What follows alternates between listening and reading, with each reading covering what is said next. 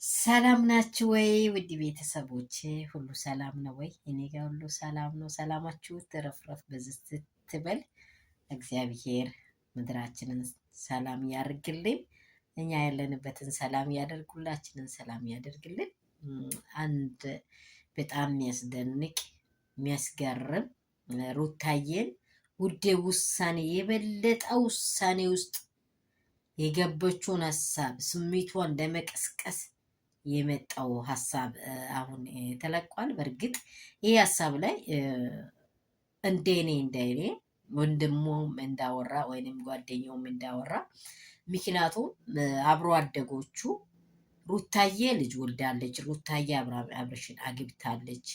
ባገበችው ሰዓት ሌላ ሴት አምጥቶ በህይወቷ ላይ በሚያስገቡ ሰዓት በሚያደርጉ ሰዓት ምናልባት ሰው ናቸውና በእኛ በኢትዮጵያ ምድር አንድ ሴት ለአንድ ወንድ ካለችው እንደው አብራ ካገበችው ከወለደችው መነካከት በምንም ህግ በእግዚአብሔር ህግ የመጀመሪያ የሌላ ነው፣ በሰው ህግ ደግሞ የሌላ ነው።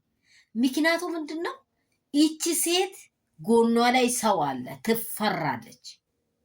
ይህ ወንድ ደግሞ ጎኑ ላይ ሴት አለች፣ ይፈራል። ገብታችኋል?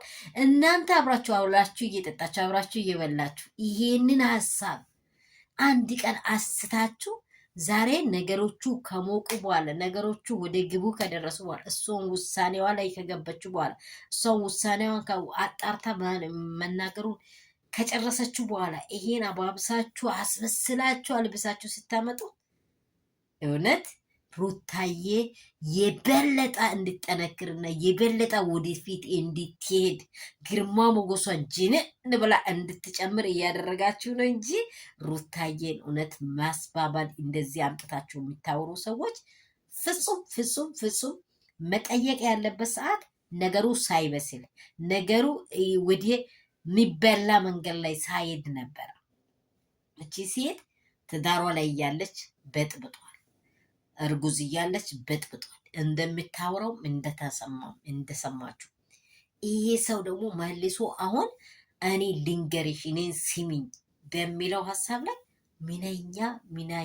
ምንኛ ቅስም ሰብራል። አብሮ ያን ሰው በቃ መሆን ስላለበት ለምን ይህን ሚሊየን ፍርድ ቤት አትሄድም? ለምን ሀቅ ስላላት ትሄዳለች፣ እውነት ስላላት ትሄዳለች። ምክንያቱም መሄድ ስላለባት ለእሱ የተሸከመችው ልጅ ሆዷ ላይ እያለ የወለደችው ልጅ አይኑ እየታየ ሌላ ምስት ጋር ካሄዳ እንደው እሷ ሌላ እንኳን በቃ በሌላ መንገድ ላይ አልሄደችም እንጂ ሩታዬ እኮ በቃ ጆሮ ዳባ ብላ እናንተ ለቀቅ እያደረገች ዛሬ እንደርሳለች። ግን እናንተ ደግሞ አባብሳችሁ አሁን ደግሞ አይ አንቺ ስላላከበርሽ አንቺ እንዲህ ስላደረግሽ አንቺ መጀመሪያ እሱ አክብሯት ሲገኝ ነው እሷ የምታከብረው።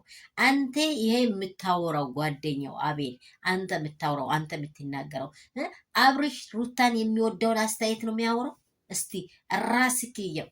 አይወዳትም፣ ማስመሰል ነው በቃ። እሱ እንደቀየሰ ካወቀች በኋላ ነው እሷም ስነስርዓት እንዲዝ የታገለችው።